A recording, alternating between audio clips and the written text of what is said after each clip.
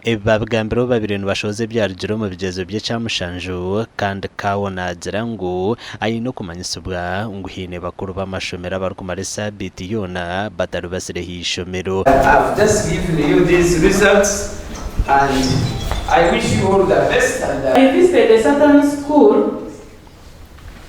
What is it? I will remember it 3 times and I never found a head teacher. Eh? No, they are not busy. They are not busy. You have also tried to use a positive word. Thank you. I found in one visit, I went there on Wednesday. They said he was still in weekend. District ya Shema ikakwata umwanya gwa kana omwihanga ryo no mukora je bigezo bye cyamushanju ebyo mwako guhuyire. Schools that are showing progressively low performances.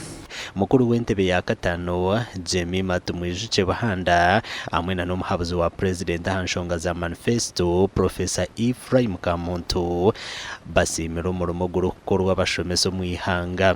Turukwetenga sente, turukwetenga tukunkanitwetenga that willingness of coming here and sharing and getting out something from each other, isn't it? So that we meet and make some resolutions. Bare aboko mushomesa ninko munogozi ya wagira munogozi mbi ya enyungu zibarikiro umucokezo wagira mushomesa mbi abana nibagwa konka wagira mushomesa murungi nayombeka abana kandi abana nibamukopa amashomera mingi aba obuciko nubukira kuhereza conducive environment head teacher n'abashomesa kureba ngo bakora ki haze cyo nacyo ncyongera aha performance abashomesa bakora hamwe abazina bakora hamwe abociko tubakuriyana echo bakorana babatanzana headmaster babasa kutungurisha teka teamwork ekozere kintu cyamana mu ishomero rya government rya Rwengero Primary School rukushango muri Kigarama niryo ryasingire district ya Shema yona otwarire mu na municipality.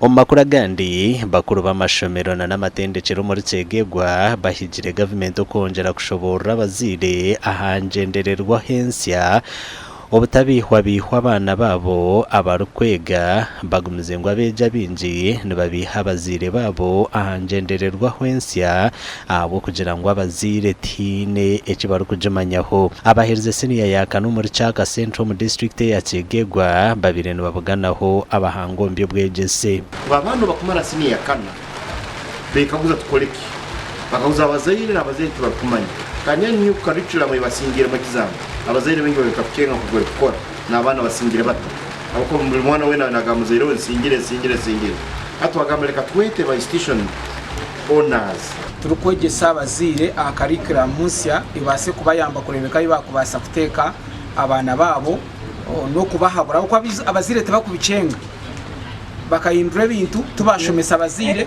n'abana tubashomesibwa n'abashomesa bamwe nabo bunkana bo tubakucenga ekikugendo misho muntu waturiya kushomesa.